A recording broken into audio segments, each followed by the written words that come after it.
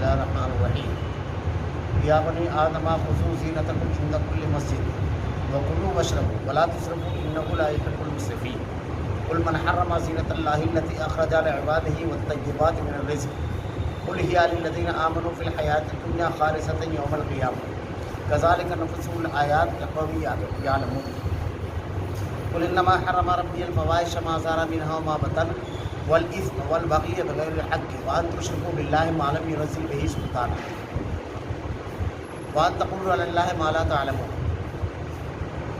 ولكل امة اجل فاذا جاء اجلهم لا يستأخرون ساعة ولا يستقدمون۔ اے اولاد آدم، تم ہر نماز کے وقت تو اپنے آپ کو آراستہ کر لیا کرو لباس سے، اور کھاؤ پیو اور حد سے مت نکلو، بے شک اللہ حد سے نکل جانے والوں کو پسند نہیں کرتا۔ آپ ان سے پوچھیے کہ اللہ نے اپنے بندوں کے لیے جو زینت اور کھانے پینے کی پاکیزہ چیزیں پیدا کی ہیں، ان چیزوں کو کس شخص نے حرام کیا ہے؟ آپ کہہ دیجئے کہ یہ چیزیں دنیا کی زندگی میں ایمان والوں کے لیے ہیں اور قیامت کے دن تو خالص انہیں کے لیے ہو۔ ہم اسی طرح تمام آیات کو سمجھداروں کے لیے صاف صاف بیان کرتے ہیں۔ آپ فرمائیے البتہ میرے رب نے صرف حرام کیا ہے ان فحش باتوں کو جو اعلانیہ ہیں اور جو پوشیدہ ہیں، اور ہر گناہ کی بات اور ناحق کسی پر ظلم کرنا، اور اس بات کو کہ تم اللہ کے ساتھ کسی ایسی چیز کو شریک ٹھہراؤ جس کی اللہ نے کوئی سند نازل نہیں کی، اور اس بات کو تم لوگ اللہ کے ذمے ایسی بات لگا دو جس کو تم جانتے بھی ہیں، اور ہر گروہ کے لیے ایک میعاد معین ہے، سو جس وقت ان کی میعاد معین آ جائے گی اس وقت ایک لمحہ نہ پیچھے ہٹ سکیں گے اور نہ آگے بڑھ سکیں گے۔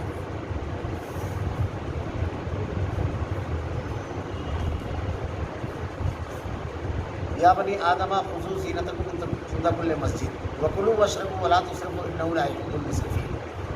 اے اولاد آدم، تم ہر نماز کے وقت اپنے آپ کو لباس سے آراستہ کر لیا اور کھاؤ پیو اور حد سے مت نکلو، بے شک اللہ حد سے نکل جانے والوں کو پسند نہیں کرتا۔ نماز کے احکامات مختلف مواقع پر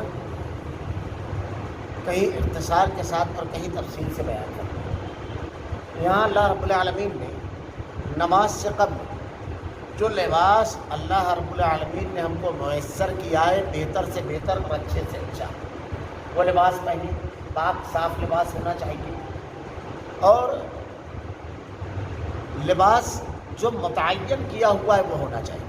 اللہ کے نبی صلی اللہ علیہ وسلم نے احادیث میں اس کی وضاحت فرما دی کہ ایسا لباس نہ پہنا جائے عام حالات میں بھی، نماز تو خیر عام حالات میں بھی وہ لباس جو کسی مذہب کے شعار، شناخت اور پہچان، یعنی اس مذہب کے لوگ خاص طور سے اس لباس کو پہنتے ہیں، وہ لباس ان کی پہچان اور شناخت۔ مردوں کو گھیروے لگ کر لباس پہننے سے اللہ کے نبی صلی اللہ علیہ وسلم نے منع فرمایا، اور ریشم کا لباس پہننے سے اللہ کے نبی صلی اللہ علیہ وسلم نے منع فرمایا ہے۔ جو نارمل لباس پہننے کا اجازت ہے ان لباسوں میں بھی کچھ چیزیں منع کی ہے، جیسے مثلاً اسبال ازار کو منع کیا ہے کہ لباس اتنا لمبا نہ ہو کہ ٹخنے کے نیچے جائے اور زمین میں لتھڑتا رہے۔ اللہ کے رسول صلی اللہ علیہ وسلم نے ایک مرتبہ مسجد میں بیٹھے ہوئے تھے، تشریف فرماتے کہ ایک صحابی آئے، ان کا جو لباس تھا ٹخنے کے نیچے تھا، ابو داؤد کی روایت ہے۔ انہوں نے نماز پڑھی، اللہ کے نبی صلی اللہ علیہ وسلم نے ان کو نماز دہرانے کا حکم دیا، وضو بھی دہرانے کا حکم دیا 2 مرتبہ، تاکہ ان کے دل میں پختہ ہو جائے یہ بات۔ پھر آپ نے ان کو بتایا، بیان فرمایا کہ اللہ رب العالمین اس کو پسند نہیں فرماتا۔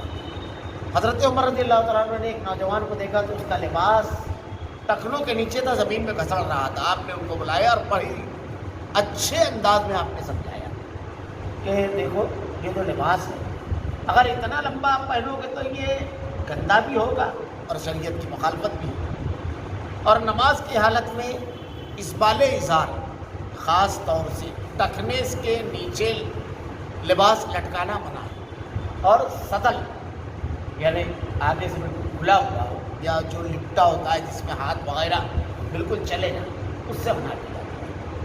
نماز کے وقت میں جو لباس شریعت نے متعین کیا گیا اس کے علاوہ چیزوں پر الجھنا نہیں چاہیے بلا وجہ۔ جیسے ہمارے یہاں ٹوپی ایک بڑا مسئلہ لوگوں نے بنا لیا ہے، اور اس میں اعتدال کا راستہ اختیار کرنے کی بجائے آدمی اختلاف اور انتشار میں پڑ جاتا ہے۔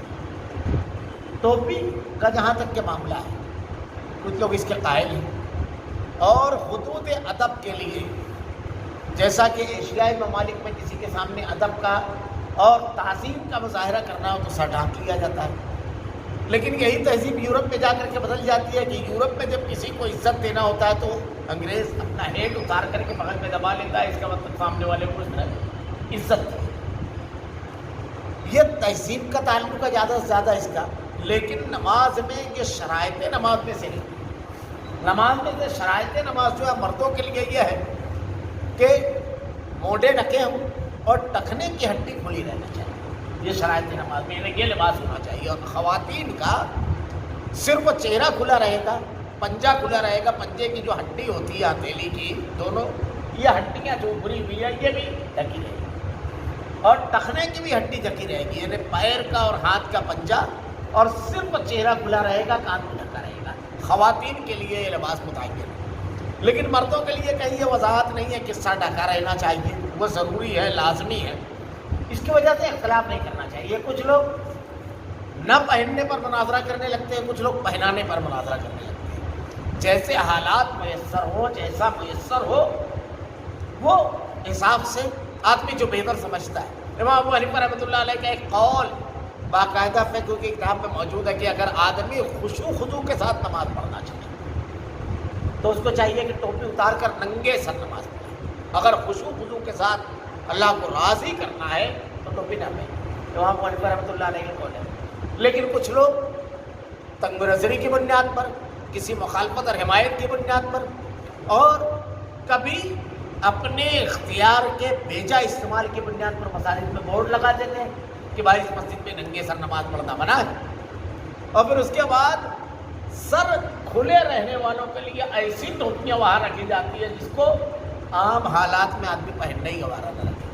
تو زینت اگر اختیار کرنا ہے تو ایسی ٹوپی جس کو پہننے کے بعد آدمی چوکر نظر آئے۔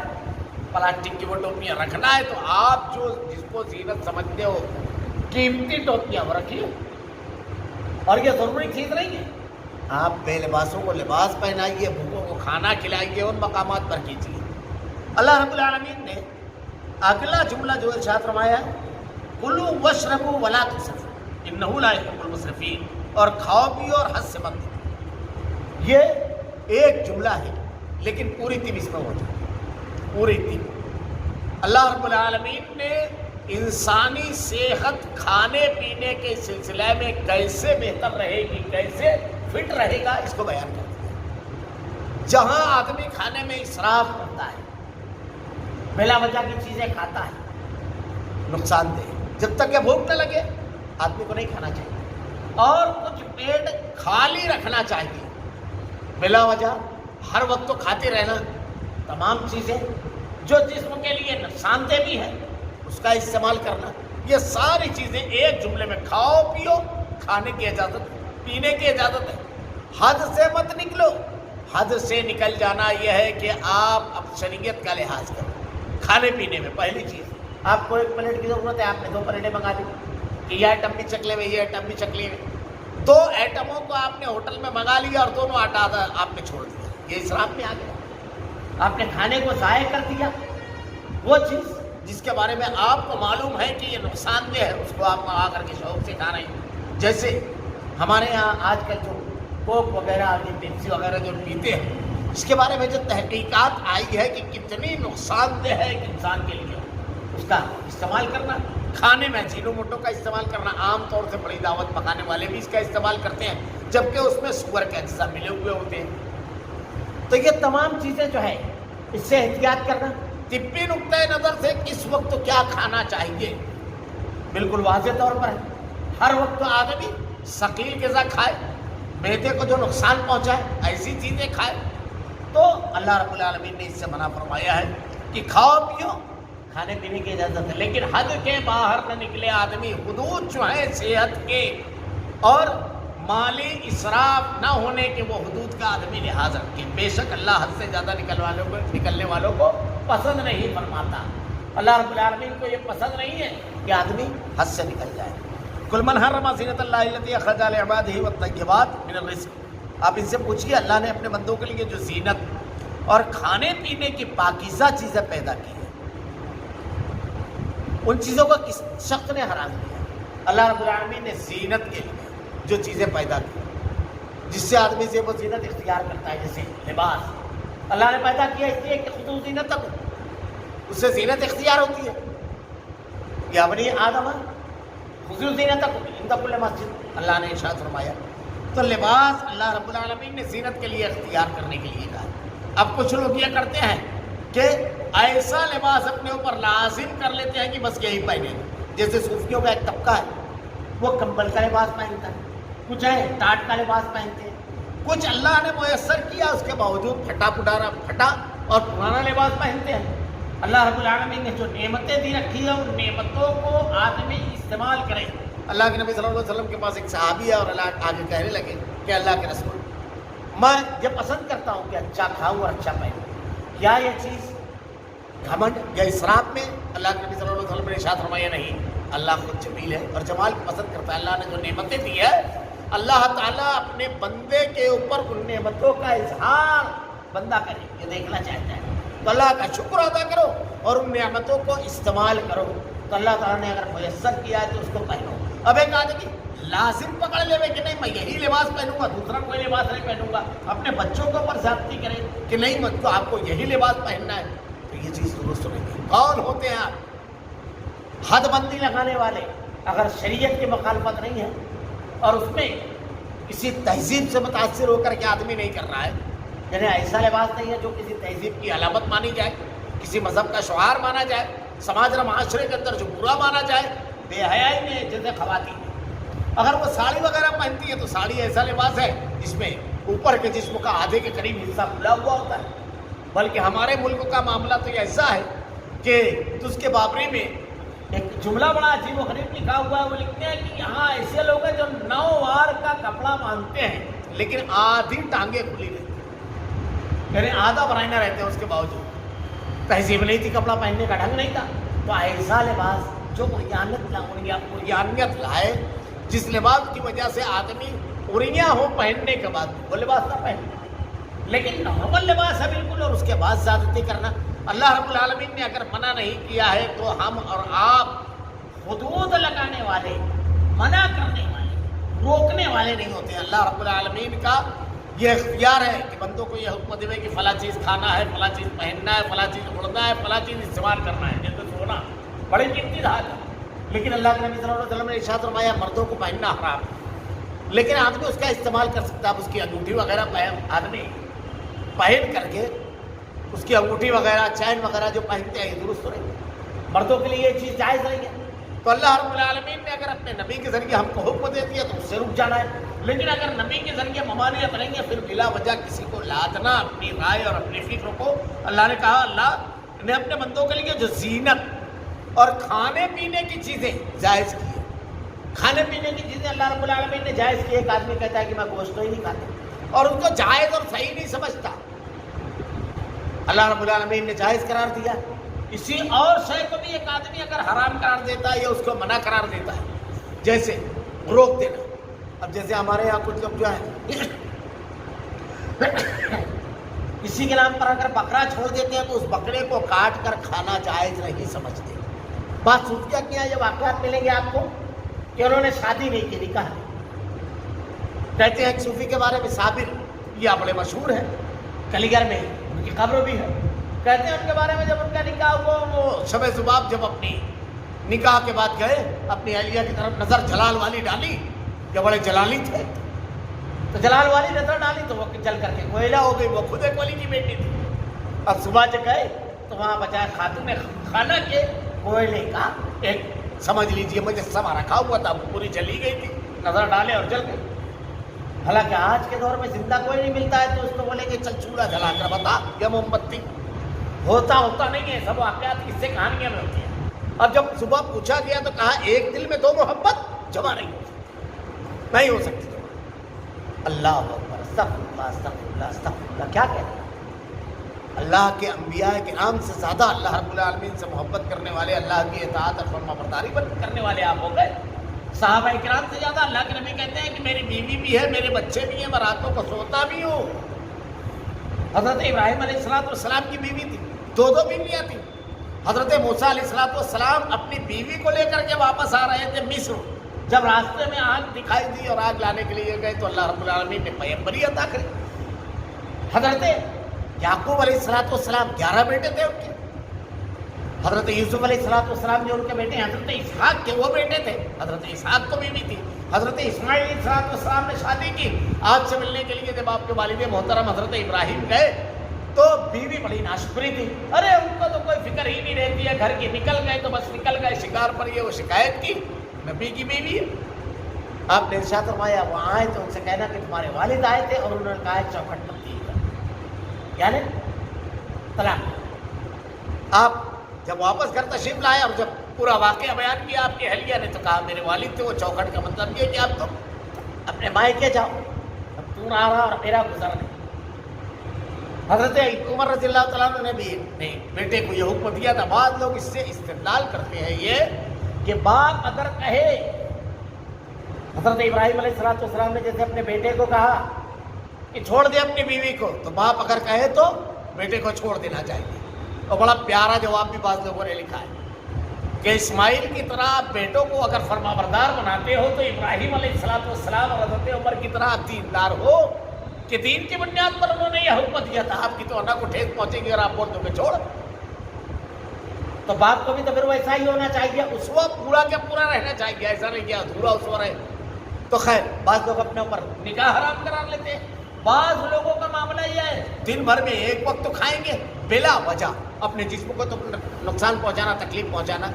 حضرت عمر رضی اللہ عنہ بیت المقدس کے فتح وقت جب گئے تو آپ نے دیکھا کہ ایک شخص اپنے کو رسیوں سے باندھے ہوئے، ایک ستون سے باندھے ہوئے تھا، اور 24 گھنٹے میں اس کو تھوڑا سا پانی اور کھانا دیتے اور بالکل سوکھ کر کے ہڈیوں کا ڈھانچہ ہو چکا تھا۔ آپ نے دریافت کیا تو کہا اللہ کی رضا اور خوشنودی کے لیے اس لیے تاریخ دنیا آدمی ہے، اس نے سب چھوڑ دیا ہے۔ حضرت عمر رضی اللہ تعالیٰ عنہ نے ارشاد فرمایا کہ اللہ رب العالمین کا بے پناہ فضل و کرم اور انعام کہ رب العالمین نے ہمیں ایسا دین دیا جس میں یہ اذیت نہیں ہے۔ اللہ تعالیٰ تو ارشاد فرماتا ہے یرید اللہ بکم اليسر ولا یرید بکم العسر، اللہ تم کو آسانی دینا چاہتا ہے، تکلیف نہیں۔ تو ایسی بہت ساری چیزیں اپنی بنا لینا کہ میں صرف وہ گیروے رنگ کا لباس پہنوں گا، میں صرف ہرے رنگ کا لباس پہنوں گا، میں شادی نہیں کروں گا، میں کوئی کام نہیں کروں گا، نذرانہ جو آئے گا وہی مانگ کر کے کھاؤں گا بلا وجہ۔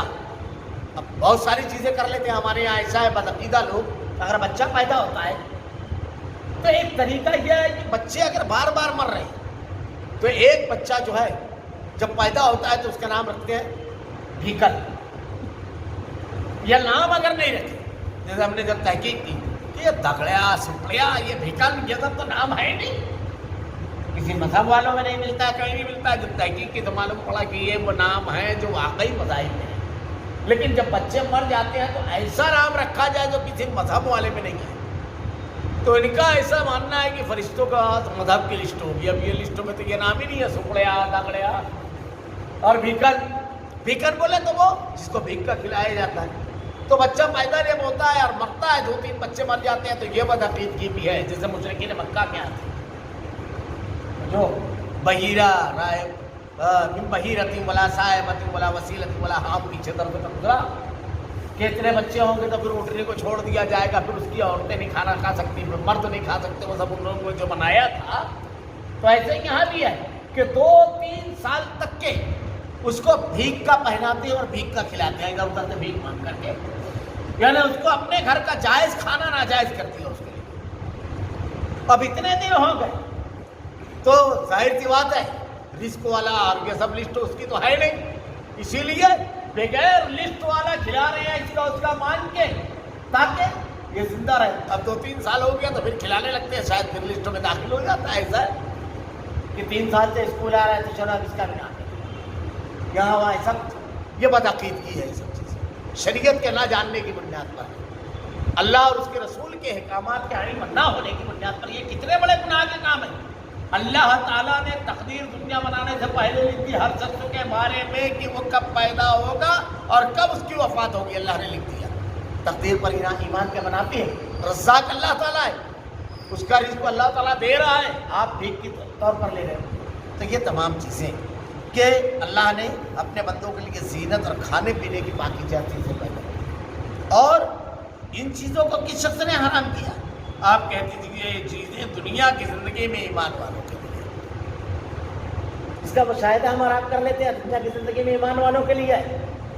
جو مشرک اور کافر ہوتے ہیں کبھی تو ایسا ہوتا ہے کہ رغبت نہیں ہوتی اچھی چیزوں کی طرف، بری چیزوں کی طرف رغبت ہو جاتی ہے۔ جیسے دنیا میں بہت ساری قومیں ہیں، کتا کھا رہی ہیں، بلی کھا رہے ہیں، بندر کھا رہے ہیں، چوہے اور سانپ کھا رہے ہیں، یعنی اللہ کے حرام چیزیں، جبکہ اگر گوشت کھانا ہے تو بہترین گوشت، بکرے کا گوشت ہے، مرغا ہے، یہ جتنے جائز جانور ہیں ان کے گوشت جو ہے ان میں فساد انتہائی کم ہوتا ہے، بلکہ ان میں فوائد ہیں۔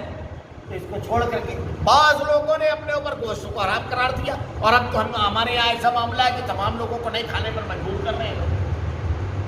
اللہ رب العالمین نے یہ تمام چیزوں کو جائز، یہ چیزیں دنیا کی زندگی میں ایمان والوں کے لیے ہے۔ اب ان لوگوں نے اپنے آپ کو روک لیا، تو ایمان والوں کے لیے تو اللہ تعالیٰ نے جائز قرار دیا، تو دنیا میں ایمان والوں کے لیے، اور قیامت کے دن خالص انہیں کی ہوگی۔ ہم اسی طرح تمام آیات کو سمجھداروں کے لیے صاف صاف بیان کرتے ہیں کہ دنیا کے اندر اللہ تعالیٰ نے تو یہ انعام دیا ہم کو کہ حلال اور طیب چیزیں کھانے کے لیے جائز قرار دی، اور دنیا کے اندر اس کا فائدہ اٹھاتے ہیں، اور قیامت کے روز جب فیصلہ ہو جائے گا جہنمیوں کا اور جنتیوں کا، تو قرآن و حدیث کا آدمی مطالعہ کرے، پڑھے، تو جہنمی قیامت کے روز جب سب ڈال دیے جائیں گے ایک دوسرے کی طرف، تو جنتیوں سے کہیں گے کہ اللہ نے تم کو جو نعمتیں دی ہے تھوڑا سا حصہ ہم کو بھی دے دو اس میں۔ تو جنتی کہیں گے یہ تمہارے لیے جائز ہے۔ تو دنیا میں بھی انہوں نے روکا، دنیا میں بھی محروم، اور مرنے کے بعد بھی محروم، سراپا محرومی۔ لباس اللہ تعالیٰ نے جو جائز قرار دیا اس سے اپنے آپ کو روک لیا، بعض لوگ اوپر کا حصہ ہی نہیں ڈھانکتے ہیں۔ بہت سارے واقعات اور قصے اور کہانیاں آپ کو اس سلسلے میں ملیں گی۔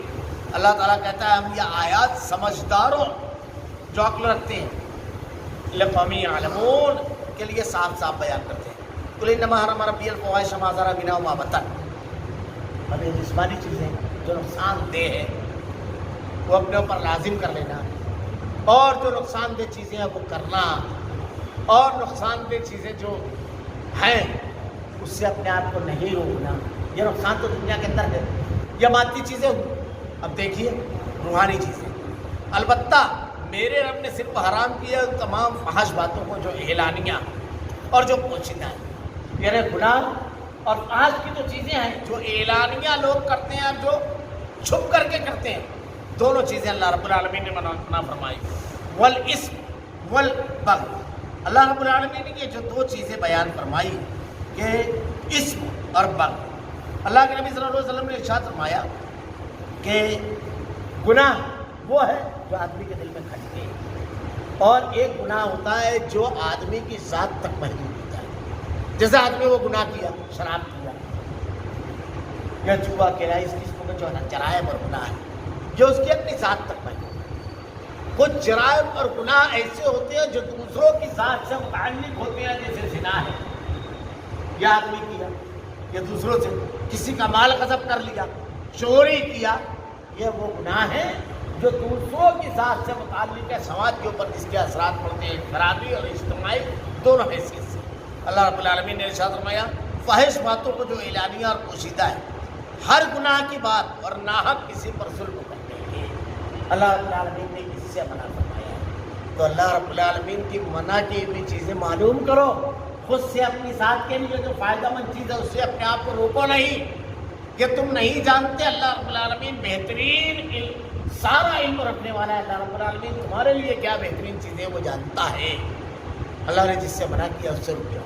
اب اس میں دیکھیے اگر تفصیلی گفتگو کی جائے اعلانیہ اور چھپے ہوئے جرائم اور گناہ پر، یورپ وغیرہ میں یہ تھا، یعنی کمیونزم جب آیا اور کیپٹلزم، یہ دو ازم دنیا میں آئے سرمایہ دارانہ نظام کے اور بادشاہت کے خاتمے پر، یعنی زار شاہی بڑے مظالم ہوتے تھے وہاں پر روس وغیرہ میں، تو اس کے خلاف مارکس نے جو تحریک چلائی کہ انسان کی بنیادی ضرورت ہے روٹی کپڑا اور مکان، یہ اس کو میسر ہونا چاہیے۔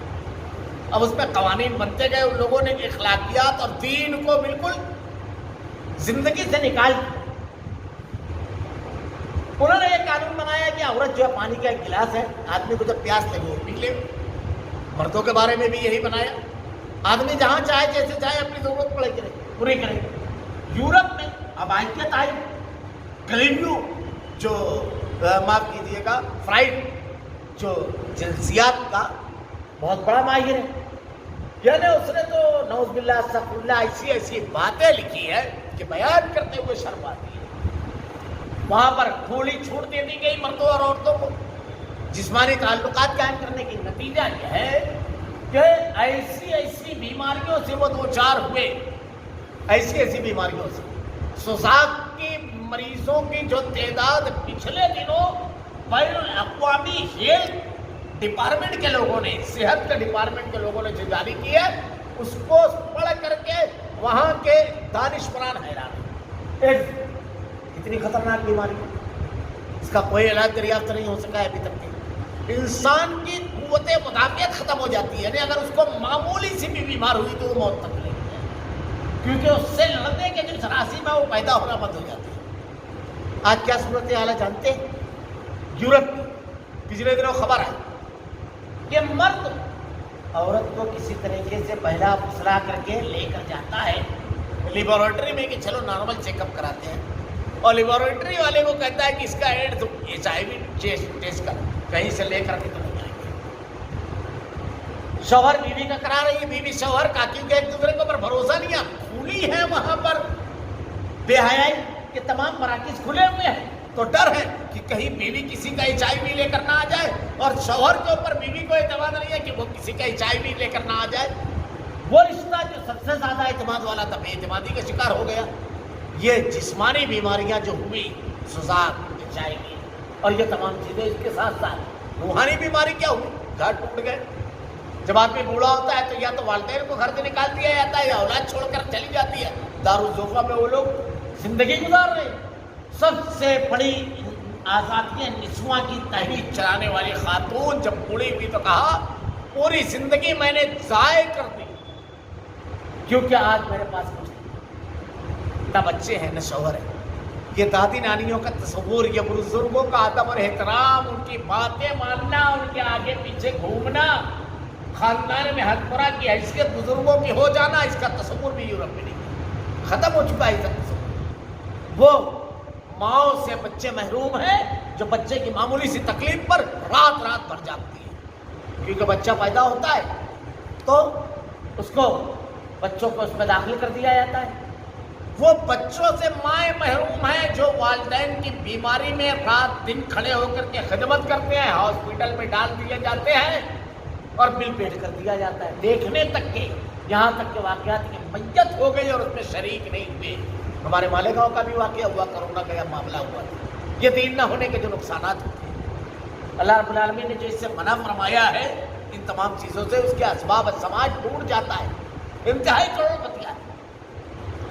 اس کو کرونا ہوا، اس کا لڑکا فوراً ایک ہاسپٹل میں بات کیا، 8.5 لاکھ روپے کا پیکج، اپنے باپ کو بھیجا اور خود اپنی فیملی کے ساتھ مالدیو چلا گیا، اور کہا کہ اگر ڈیتھ ہو جائے تو اکاؤنٹ نمبر دے کر جا رہا ہوں، بس فون کر کے بتانا، میں اکاؤنٹ نمبر لے کر جا رہا ہوں، میں اکاؤنٹ میں پیسہ ڈال دوں۔ دیکھنے میں ایسے واقعات بار بار پڑھنے میں آئے کہ بیٹا باپ کی علاج چھوڑ کر بھاگ گیا، ماں کی علاج چھوڑ کر کے بھاگ گیا، ماں کی علاج چلانے کے لیے بیٹا نہیں آیا۔ یہ رشتے ٹوٹ گئے لیکن بنیاد پر اسی لیے کہ تم برائی اور بے حیائی کی طرف بڑھے، گناہ کی طرف بڑھے، اللہ کی نافرمانی کی طرف بڑھے، ظلم کیا، رشتوں کو توڑ دیا، ہر گناہ کی بات سے اللہ نے منع کیا ہے۔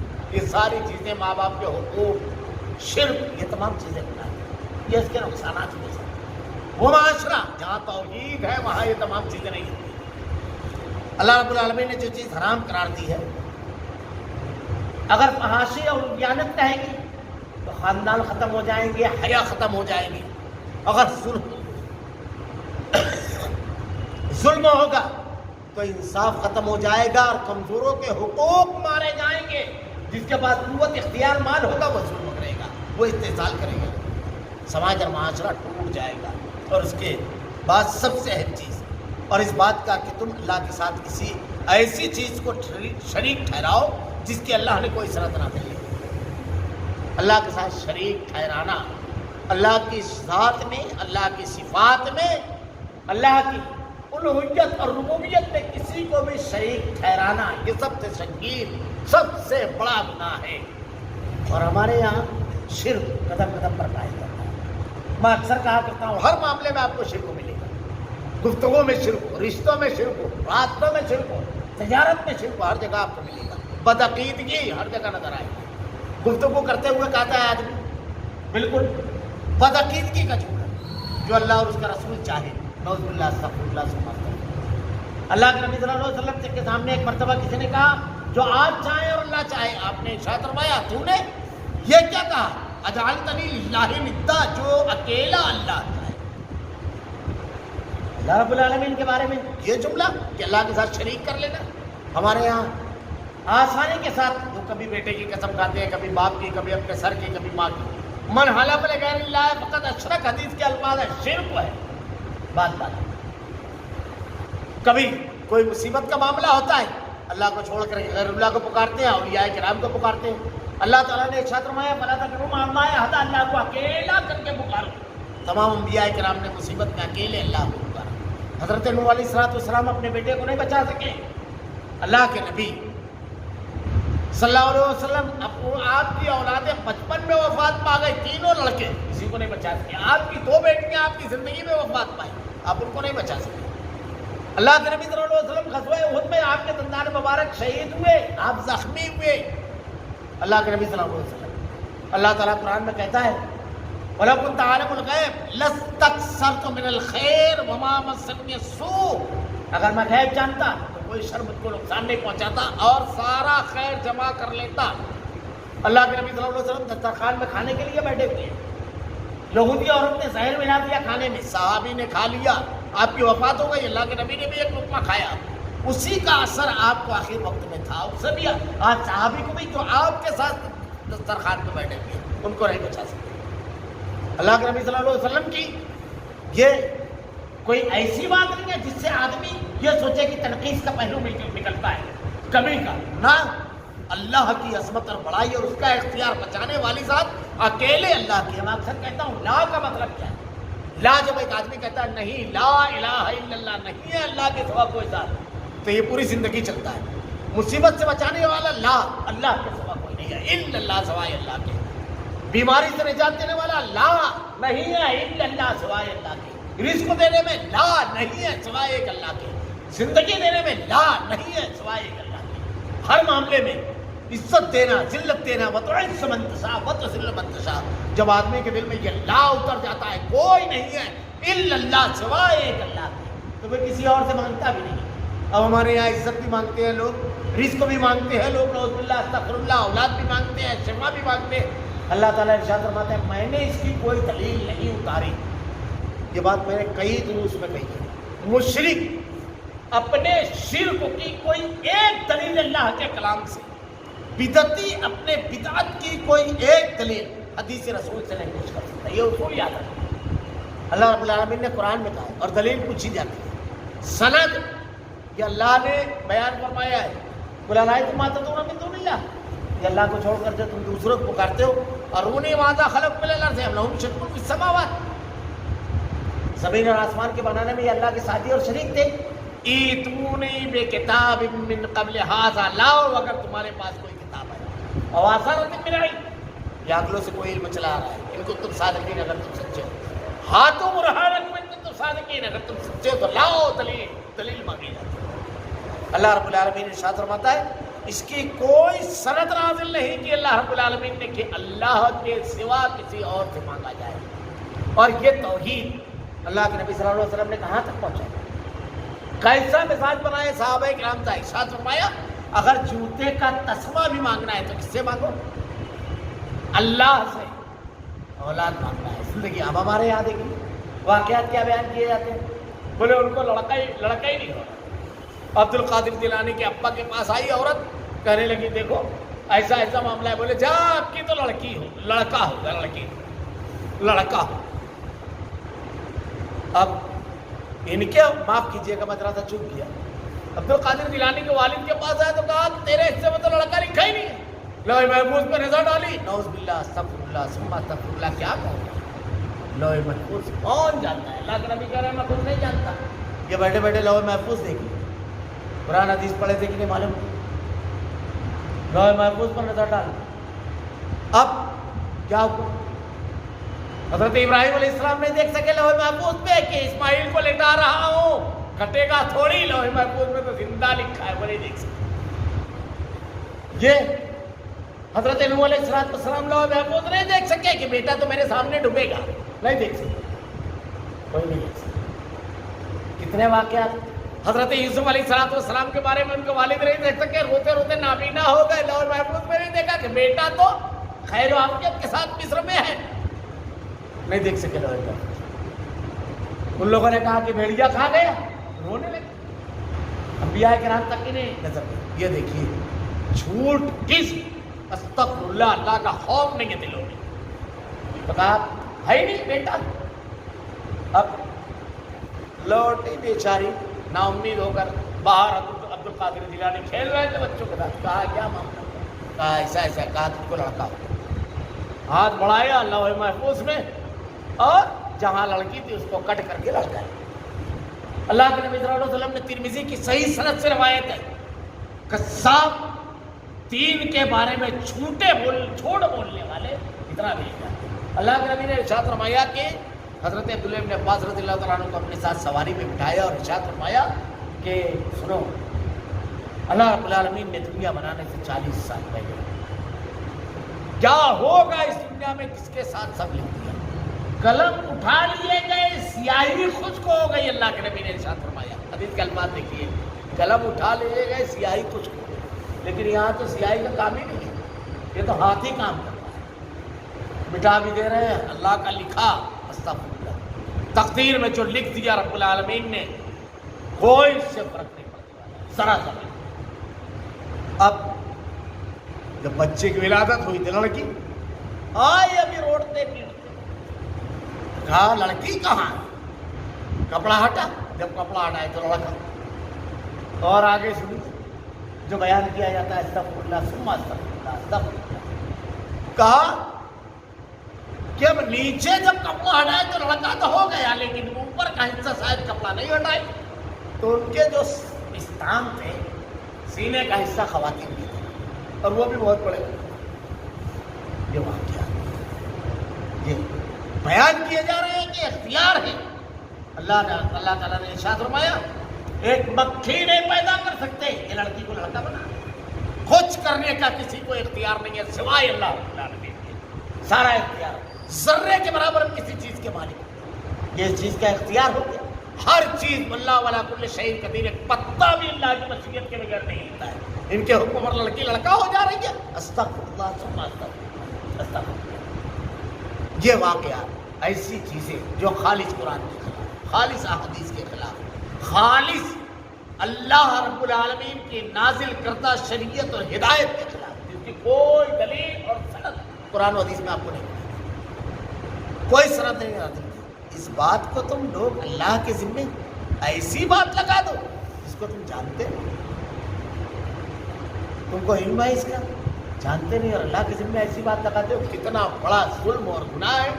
سورہ یونس میں اللہ تعالیٰ نے ارشاد فرمایا مشرکین مکہ سے خطاب کرتے ہوئے کہ وہ لوگ کہتے کیا تھے؟ وَيَعْبُدُونَ مِن دُونِ اللَّهِ مَا لَا يَضُرُّهُمْ وَلَا يَنفَعُهُمْ وَيَقُولُونَ هَؤُلَاءِ شُفَعَاؤُنَا عِندَ اللَّهِ. کہ ہم ان کی پوجا نہیں کرتے، یہ ہمارے سفارشی اللہ کے پاس، جو اللہ کو چھوڑ کر دوسروں کو پکارتے تھے اولیاء کرام کو. وَيَقُولُونَ هَؤُلَاءِ شُفَعَاؤُنَا عِندَ اللَّهِ قُلْ أَتُنَبِّئُونَ اللَّهَ بِمَا لَا يَعْلَمُ فِي السَّمَاوَاتِ وَلَا فِي الْأَرْضِ سُبْحَانَهُ وَتَعَالَىٰ عَمَّا يُشْرِكُونَ. تم ایک ایسی بات کہتے ہو جو زمین اور آسمان کے درمیان میں نہیں ہے. اللہ شرک سے پاک ہے تمہارا. تو کوئی ایسی بات جس کی سند اللہ نے نازل نہیں فرمائی اس کو اپنی طرف سے بیان نہیں کرنا چاہیے. قرآن میں اور احادیث کے بارے میں وضاحت ہے کہ اللہ کے نبی نے ارشاد فرمایا اگر کوئی شخص میری طرف جھوٹ منسوب کرتا ہے من کذب علیہ متعمدا فلیتبوأ مقعدہ من النار، تو اپنا ٹھکانہ جہنم بنا لے۔ اللہ رب العالمین ہم کو اس سے محفوظ رکھے رب العالمین۔ الہ العالمین تیری نازل کردہ کتاب، تیری شریعت پر عمل کرنے کی توفیق دے رب العالمین، ہدایت عطا کر، ہدایت دینے کے بعد ہمارے قلوب کو اس پر جما دے رب العالمین۔ الہ العالمین جو چیزیں تم نے جائز قرار دی رب العالمین اس کو حاصل کرنے کی راہیں کھول دے، جو حرام اور ناجائز قرار دی رب العالمین، رب العالمین ہمارے دلوں کو اس سے پھیر دے، ہم کو روک دے رب العالمین، ہم تیرے بڑے کمزور بندے ہیں رب العالمین۔ الہ العالمین تیرے کلام کی آیتیں اور تیرے نبی کی احادیث کو ہمارا کردار و عمل بنا دے، ہمارا خاتمہ ایمان پر فرما۔ ربنا لا تزغ قلوبنا بعد إذ هديتنا وهب لنا من لدنك رحمة إنك أنت الوهاب۔ سبحانك اللهم وبحمدك أشهد أن لا إله إلا أنت